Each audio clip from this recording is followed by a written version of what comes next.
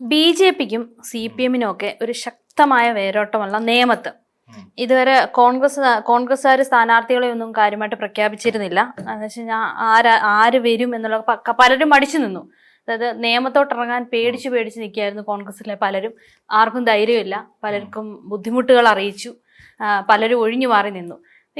ഇപ്പോൾ വരുന്ന ഒരു പുതിയ അപ്ഡേഷൻ എന്ന് പറയുന്നത് വൈഷ്ണ സുരേഷിനെ നേമത്തേക്ക് ഇറക്കാൻ പോകുന്നു കോൺഗ്രസ് എന്നാണ് പറയുന്നത്. അപ്പം നിലവിലെ കോൺഗ്രസിന്റെ അവിടുത്തെ അവസ്ഥ അറിയാലോ, പിന്തള്ളി ഈ 3-ാം സ്ഥാനത്തോട്ട് വന്ന് നിൽക്കുകയാണ്. അപ്പൊ ഇവര് എന്തുകൊണ്ടായിരിക്കും വൈഷ്ണ സുരേഷ് എന്നുള്ള ഒരു അങ്ങനെ ഒരാളെ എന്തുകൊണ്ട് അവിടെ ഇറക്കാം? അതായത് അന്ന് അറിയാമല്ലോ, നമ്മുടെ തദ്ദേശ തെരഞ്ഞെടുപ്പില് കുറെ വിവാദങ്ങൾ അനാവശ്യമായിട്ടുണ്ടാക്കി വൈഷ്ണ സുരേഷിന് ഒരു വൈറൽ കഥാപാത്രമാക്കി, അല്ലെങ്കിൽ ഒരു വൈറലാക്കിക്കൊണ്ട് വോട്ട് പിടിച്ചു. അതുപോലെ എന്തെങ്കിലും തന്ത്രം ഇവിടെ ഉപയോഗിക്കാനാണോ കോൺഗ്രസ് നോക്കുന്നത്? അങ്ങനെ നമുക്ക് പൂർണ്ണമായിട്ട് തള്ളിക്കളയാൻ കഴിയില്ല, അങ്ങനെ എന്തെങ്കിലും തന്ത്രം അവരവിടെ പ്രയോഗിക്കുമോ എന്നുള്ള കാര്യത്തിൽ. പക്ഷേ നമ്മൾ അതായത് അവരുടെ വീട്ടുപേരുമായി ബന്ധപ്പെടുത്തിക്കൊണ്ട് അവർ നിൽക്കുന്ന സ്ഥലം, അവരുടെ ഇലക്ട്രൽ ഐ ഡി കാർഡിൽ അവരുടെ പേര് തുടങ്ങിയ ഒരുപാട് ഘടകങ്ങളാണ് അവിടെ ചർച്ച ചെയ്യപ്പെട്ടത്. പക്ഷെ ഇതിൽ നമ്മൾ മനസ്സിലാക്കേണ്ട ഒരു കാര്യം, വൈഷ്ണവ സുരേഷ് എന്ന് പറയുന്ന ഒരു നേതാവിനെ ഈ രീതിയിലേക്ക് ഒരു കുപ്രസിദ്ധിയോ അല്ലെങ്കിൽ പ്രസിദ്ധിയോ ഒക്കെ കൊടുത്തത് ആ തെരഞ്ഞെടുപ്പിന്റെ ഒരു കാലഘട്ടത്തിലേക്ക് മാത്രമായിരുന്നു. അപ്പൊ ഇനി ഒരു ഘട്ടത്തിൽ പോലും ഇടതുപക്ഷം അങ്ങനെ ഒരു മണ്ടത്തരം കാണിക്കാൻ പോകുന്നില്ല. കാര്യം നേമത്ത് മത്സരിക്കാൻ ഇറങ്ങുകയാണ്. നേമം പോലെ ഒരു മണ്ഡലത്തിൽ സത്യത്തിൽ ഇതുവരെ നമ്മൾ പറഞ്ഞ് മനസ്സിലാക്കി കേട്ടതല്ല അവിടെ ഏതെങ്കിലും ശക്തനായ കരുത്തനായ ഒരു നേതാവ് അവിടേക്ക് വരും എന്നുള്ളത് തന്നെയാണ്. അപ്പൊ പല ഫേസുകൾ നമ്മുടെ മുന്നിലേക്ക് വന്നു. ഈവൻ നമ്മുടെ വി.ഡി. സതീശൻ വരെ അവിടേക്ക് വരുന്ന ഒരു കാഴ്ച നമുക്ക് കാണാൻ സാധിച്ചു. എന്നാൽ പൂർണ്ണമായും നമ്മൾ ചിന്തിക്കേണ്ട ഒരു കാര്യം, ഈ നേമം മണ്ഡലം എന്ന് പറയുന്നത് ഒരു കോൺഗ്രസ് വിരുദ്ധ മണ്ഡലമൊന്നുമല്ല. നിലവിൽ ശക്തനാടാരെ പോലെയുള്ള വലിയ നേതാക്കന്മാർ മത്സരിച്ച് വിജയിച്ച ഒരു മണ്ഡലമാണ് ശരിക്കും ഈ നേമം എന്ന് പറഞ്ഞാൽ. എന്നാൽ നേമത്തിന്റെ പ്രസക്തി ഞാൻ പറഞ്ഞില്ല, 9% മാത്രം വോട്ട് നേടിക്കൊണ്ട് നേമം മണ്ഡലത്തിൽ വി സുരേന്ദ്രൻപിള്ള തകർന്നടിഞ്ഞ കാഴ്ച കണ്ടു. അതിനുശേഷം പിന്നീട് ഇങ്ങോട്ട് നമ്മൾ പരിശോധിക്കുമ്പോൾ തൊട്ടടുത്ത കെ മുരളീധരൻ അവിടെ മത്സരത്തിന് ഇറങ്ങുന്ന സമയത്തും അവിടെ ആകെ കിട്ടിയ വോട്ടെന്ന് പറഞ്ഞാൽ വെറും 25% മാത്രമാണ്. അതായത് അവിടെ ഉണ്ട് പിന്നെ അത്രയും വോട്ടിന്റെ കുറവാണ് ഉണ്ടായത്. അതായത് 25% എന്ന് പറയുന്ന വോട്ട്, അതായത് നേരത്തെ ഉണ്ടായിരുന്ന 16% വോട്ട് വർദ്ധിച്ചു. അതായത് സുരേന്ദ്രൻപിള്ള മത്സരിച്ചപ്പോൾ സുരേന്ദ്രൻപിള്ളയെ കാല് വഹരിയ വോട്ടിന്റെ കാര്യം ഞാൻ പറഞ്ഞത്. ഇനിയും കെ മുരളീധരൻ അവിടെ മത്സരിച്ചപ്പോൾ 25% എന്ന് പറയുന്ന ഒരു വോട്ടിംഗ് ശതമാനത്തിലേക്ക് അവിടെ നിയമമണ്ഡലത്തിൽ കോൺഗ്രസ് പാർട്ടി എത്തി.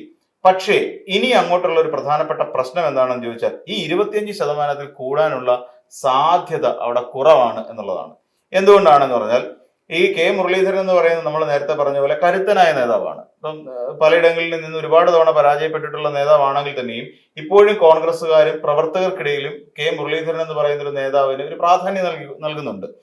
കെ മുരളീധരൻ ഇതിനു മുൻപ് പല ആവർത്തി വടക്കാഞ്ചേരി മുതൽ തൃശ്ശൂർ വരെ നീണ്ടു നിൽക്കുന്ന ഒരു വലിയ പരാജയത്തിന്റെ കഥ ശരിക്കും കെ മുരളീധരന് പറയാനുണ്ടെങ്കിൽ തന്നെയും ഇപ്പോഴും പ്രവർത്തകർ വിചാരിച്ചു വെച്ചിരിക്കുന്ന കെ മുരളീധരൻ എന്തോ വലിയ സംഭവമാണെന്ന്. കാര്യം എന്താണെന്ന് ചോദിച്ചാൽ, കെ കരുണാകരന്റെ മകൻ, ആ കെ കരുണാകരന്റെ മകന് 7 അയലത്തൂടെങ്കിലും എന്തെങ്കിലും ഒരു സിദ്ധി ഉണ്ടാകും, കെ കരുണാകരന്റെ കഴിവുകൾ എന്തെങ്കിലും ഒക്കെ കിട്ടിയിട്ടുണ്ടാകും എന്ന് കരുതുന്ന ആൾക്കാരുണ്ട്. പക്ഷെ അങ്ങനെയൊന്നും ഇല്ല.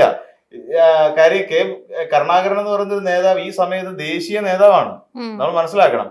കെ മുരളീധരന്റെ അച്ഛൻ കെ കരുണാകരൻ ഈ പ്രായം, അതായത് കെ മുരളീധരന്റെ പ്രായം എത്തുമ്പോൾ അദ്ദേഹത്തെ വെട്ടാൻ ആരും ഇല്ലാത്ത അതിശക്തനായ ഒരു നേതാവായി മാറിക്കഴിഞ്ഞിരുന്നു. അപ്പൊ ആ റേഞ്ചിലേക്കോ അല്ലെങ്കിൽ അതിന്റെ 7 അയലത്തേക്കോ എത്താൻ കെ മുരളീധരൻ എന്ന് പറയുന്ന ഒരു നേതാവിന് കഴിഞ്ഞിട്ടില്ല. അമ്പേ പരാജയപ്പെട്ട ഒരു മകനാണ്. കെ കരുണാകരന്റെ പരാജയപ്പെട്ട മകൻ തന്നെയാണ് കെ മുരളീധരൻ, അല്ലാതെ വിജയിച്ചു നിൽക്കുന്ന മകനല്ല. വിജയിച്ചു നിൽക്കുന്ന ഒരു മകനായിരുന്നെങ്കിൽ കെ മുരളീധരന്റെ ചിറകിലേറെ UDF 2 തവണയെങ്കിലും മിനിമം കേരളം ഭരിച്ചേനെ. ഉമ്മൻചാണ്ടിക്ക് ശേഷം കെ മുരളീധരന്റെ കയ്യിലായനെ കേരളത്തിലെ കോൺഗ്രസ് പാർട്ടി. അപ്പം കെ മുരളീധരൻ അത്ര ശക്തനായ നേതാവാണെന്ന് കെ കരുണാകരനെ അപേക്ഷിച്ച് നോക്കുമ്പോൾ നമുക്ക് ഒരിക്കലും ചിന്തിക്കാൻ പറ്റില്ല. പരാജയപ്പെട്ട മകനാണെന്ന് തന്നെ പറയേണ്ടി വരും. ആ കെ മുരളീധരനെയാണ് ഇപ്പോൾ UDF എടുത്ത് ഉയർത്തിക്കൊണ്ട് നടക്കുന്ന ഇവിടുത്തെ എന്തോ ശക്തനായ കരുത്തനായ നേതാവാണ് എന്നൊക്കെ പറയുന്നത്. അക്ഷരാർത്ഥത്തിൽ അങ്ങനെ ഇല്ല എന്നുള്ളതാണ് വാസ്തവം. പിന്നെ കെ മുരളീധരൻ ഇറങ്ങുമ്പോൾ അണികൾക്കിടയിലും പ്രവർത്തകർക്കിടയിലും ചെറിയൊരു ഊർജ്ജം ലഭിക്കുന്നുണ്ടെന്നുള്ള വസ്തുതയാണ്. എന്തുകൊണ്ടാണ് അങ്ങനെ ഒരു ഊർജ്ജം ലഭിക്കുന്നതെന്ന് ചോദിച്ചു കഴിഞ്ഞാൽ, വി.ഡി. സതീശനോടുള്ള പ്രവർത്തകർക്കിടയിലുള്ള ഒരു ആശയക്കുഴപ്പം ഉണ്ട്, ഒരു ആശയ ഭിന്നതയുമുണ്ട്.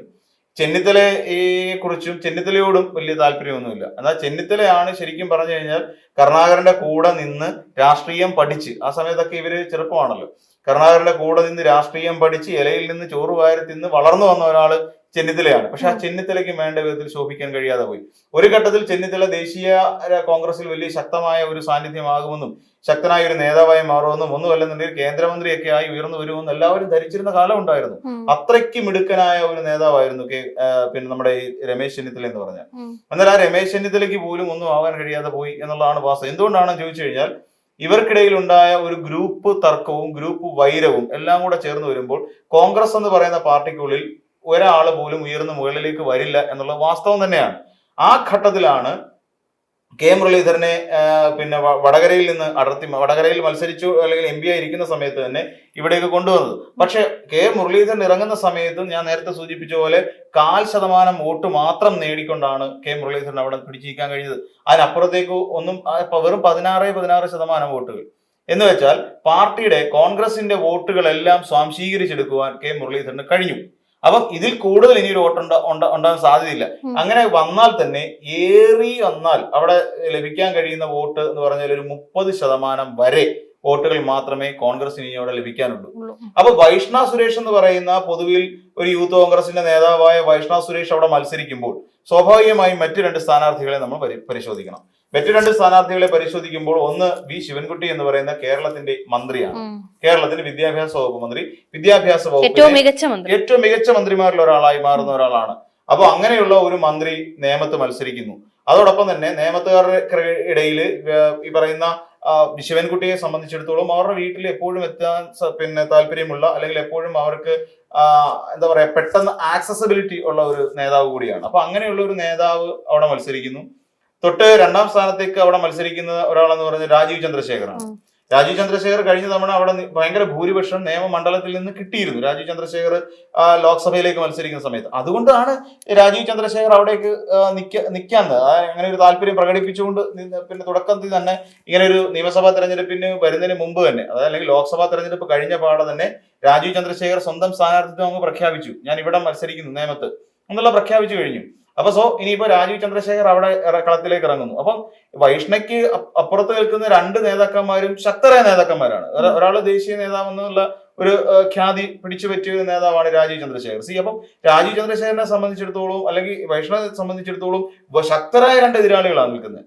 അപ്പം ഇവിടെ നമ്മൾ മനസ്സിലാക്കേണ്ടത് 25% വോട്ട് മാത്രമാണ് പരമാവധി കെ മുരളീധരന് പിടിക്കാൻ കഴിഞ്ഞ സാഹചര്യത്തിൽ വൈഷ്ണവ് സുരേഷിനെ പോലെ ഒരു സ്ഥാനാർത്ഥി അവിടെ നിൽക്കുമ്പോൾ കോൺഗ്രസിന് എന്ത് മെച്ചമുണ്ടാകും എന്നുള്ളതാണ് ഒരു വലിയ ചോദ്യമായി നിൽക്കുന്നത്.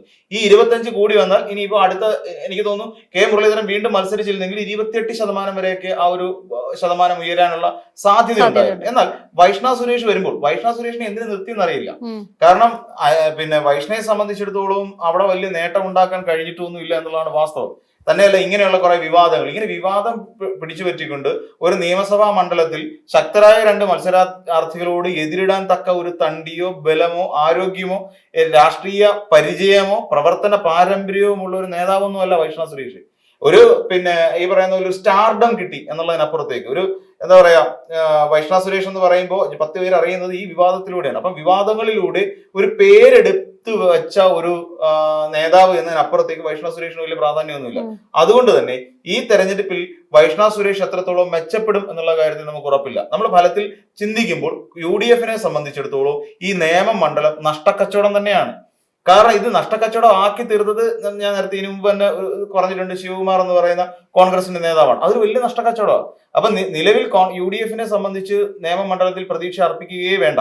ഇവിടെ പ്രധാനമായ പോരാട്ടം നടക്കുന്നത് രാജീവ് ചന്ദ്രശേഖറും നമ്മുടെ വി ശിവൻകുട്ടിയും തമ്മിലാണ് എന്നുള്ള കാര്യത്തിൽ യാതൊരു സംശയവുമില്ല.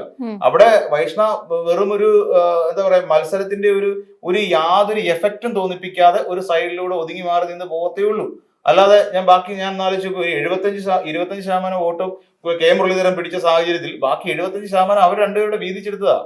ഒരു 36-ഉം ഈ പറയുന്ന പോലെ 34-ഉം അല്ലെങ്കിൽ 37-ഉം പിന്നെ 33 എന്ന് പറയുന്ന ആ ഒരു റേഞ്ചിലാണ് പോയിരിക്കുന്നത്. ബാക്കി എല്ലാവർക്കും 30% മേലുണ്ട്. അപ്പൊ ഇവിടെയാണ് പ്രധാനപ്പെട്ട പ്രശ്നം വരുന്നത്. ഈ പ്രശ്നത്തെ മറികടക്കാൻ കോൺഗ്രസിനെ കൊണ്ട് ഇത്തവണ കഴിയില്ല. കാര്യം എന്തുകൊണ്ടാണ്?